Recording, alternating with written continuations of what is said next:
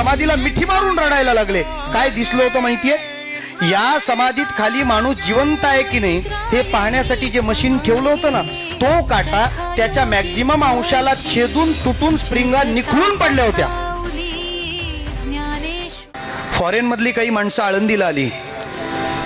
मामा देहात असतानाची गोष्ट आहे. त्यांनी सांगितलं की पहा, तुम्ही जगभर प्रसिद्धी करतायत की माऊली समाधीत बसलेली आहे आत्ता. ज्ञानदेवे घेतले दान, हृदयी धरोनिया ध्यान, समाधी बैसला निर्वाण, कथा कीर्तन करीतो. पण ज्ञानोबा आहे आत्ता समाधीत आहेत, हे तुम्ही प्रूव्ह करून द्यावं लागेल. मग काय करायचं मामांनी विचारलं.